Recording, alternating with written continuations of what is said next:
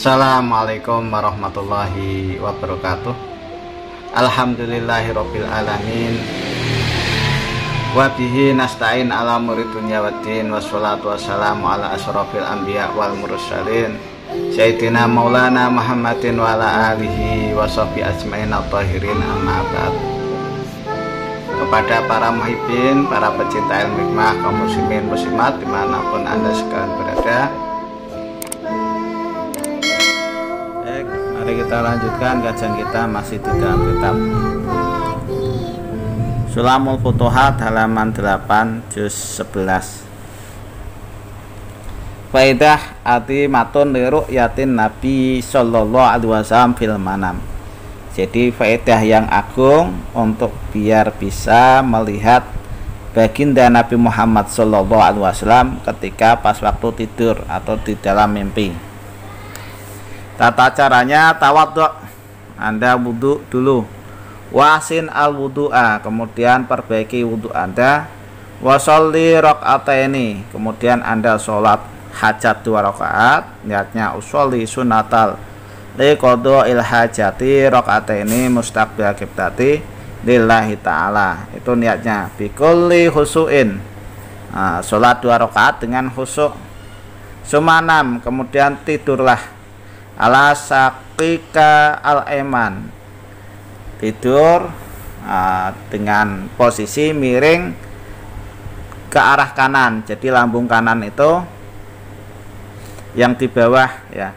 Summa yaqra hadza doa, kemudian Anda baca doa ini mi'ata marotin, dibaca doa ini sebanyak 100 kali. Baca doanya adalah Allahumma inni as'aluka binuril anwar alladhi huwa ainuka la ghairuka anturiyani wajha nabika sayyidina Muhammadin sallallahu alaihi wasallam wa indaka amin.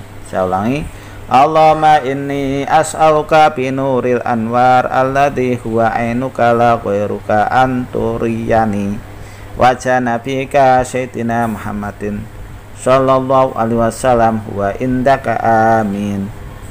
Allahumma inni as'aluka binuril anwar alladhi huwa ainuka la ghairuka anturiyani wajha nabika sayyidina Muhammadin sallallahu alaihi wasallam wa indaka amin. Itu yang Anda baca ya. Terus ini serupa faedahnya supaya bisa melihat baginda Nabi Muhammad SAW ketika pas waktu Anda tidur. Di halaman 9 kitab Sulamul Futuhat itu Anda seperti keterangan yang tadi ya, ambil air wudhu, kemudian sholat 2 rakaat dengan khusyuk, kemudian tidur posisi ke arah kanan, kemudian baca doa ini.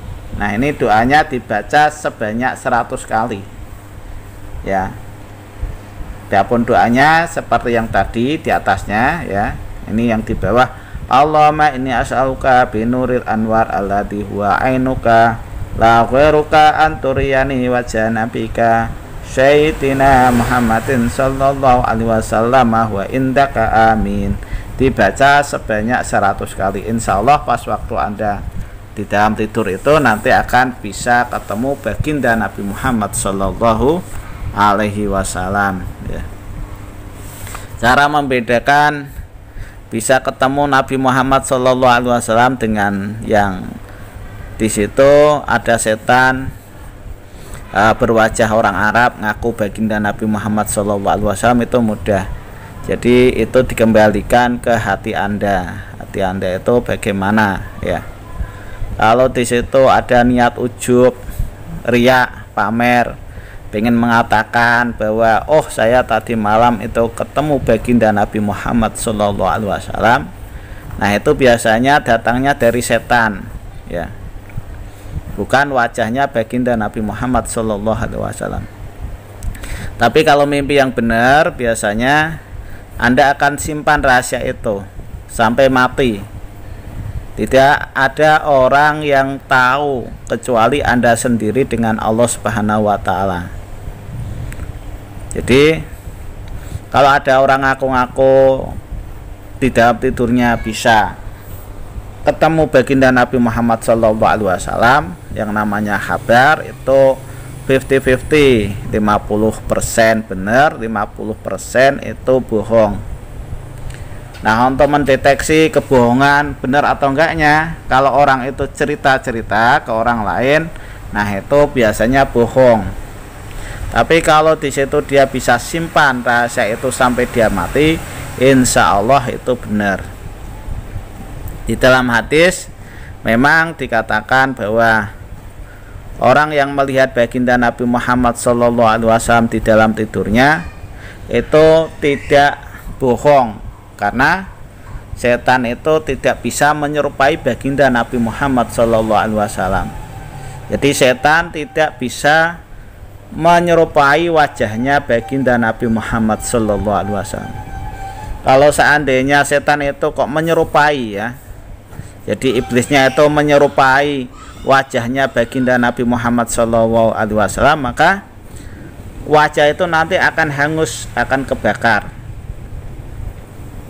Tapi beda kalau setan itu menyerupai orang Arab, orang yang jenggotan panjang, berjubah, terus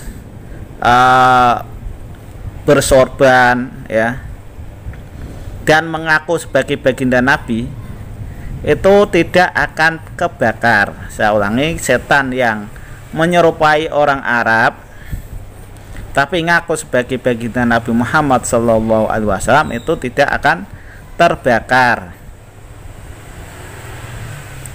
Nah, pas waktu setannya menyerupai orang Arab terus mengaku sebagai baginda Nabi Muhammad SAW, maka kita tidak bisa membedakan mana itu wajahnya setan, mana itu wajahnya baginda Nabi Muhammad SAW. Rambutnya ada berapa, wajahnya bagaimana, kita belum tahu. Kalau setan, saya ulangi, kalau setan sama persis wajahnya baginda Nabi, maka setannya kebakar. Tapi kalau setannya itu menyerupai orang Arab dan mengaku sebagai Nabi Muhammad SAW, itu tidak akan terbakar. Makanya orang yang ketemu sama baginda Nabi biasanya merahasiakan itu. Kalau di situ dia rahasiakan itu pertemuan sampai dia mati, insya Allah mimpinya benar. Tapi kalau di situ dalam hidupnya sebelum dia mati dia bilang saya ini ketemu Nabi begini, biasanya itu bohong, gitu. Biasanya yang dijumpai adalah setan yang berubah wujud menjadi orang Arab, menjadi seorang syekh, ya, dan mengaku sebagai baginda Nabi Muhammad SAW, itu tidak akan bisa kebakar. Karena faktor ujub, riya itu yang mempengaruhi bahwa itu baginda Nabi Muhammad atau bukan. Kalau ikhlas, orang itu ketemu sama baginda Nabi itu dirahasiakan karena itu kenikmatan, merasa lezat ketemu dengan sosok atau wajahnya baginda Nabi Muhammad SAW. Beda kalau ibaratnya itu disertai pengen riya, pengen ujub, ya. Riya itu pamer, ujub itu merasa membanggakan dirinya sendiri. Wah, sudah pernah ketemu baginda Nabi. Nah, itu yang membuat pas waktu tidur mimpi orang Arab ketemu baginda Nabi itu ternyata adalah setan. Itu bisa dipastikan begitu. Jadi mengetahui bahwa yang datang itu Nabi atau setan itu cuman itu aja. Di hatinya itu terasa ujub, riya atau enggak. Sedangkan baginda Nabi itu enggak ada sifat ujub, riya, itu enggak ada. Takabur enggak ada. Karena itu merupakan penyakit hati, ya. Orang yang sudah punya keramat bisa ketemu baginda Nabi biasanya itu merahasiakan keramatnya itu sampai yang bersangkutan itu meninggal dunia. Jadi wali-wali biasanya keramatnya itu akan diketahui banyak orang kalau seandainya, kalau sesudah wali tersebut meninggal, itu baru ketahuan, oh ternyata bisa keramat begini-begini. Tapi kalau masih hidup, orang itu mengatakan saya ini wali, saya begini-begini, itu kita ya 50% ya boleh percaya, tapi 50% ya kita wajib ya itu lagi ngaku-ngaku. Soalnya di dalam hadis la ya'rifullah illallah, la ya'riful wali ila wali, tidak bisa mengetahui seorang wali kecuali itu wali sendiri. Seperti itu.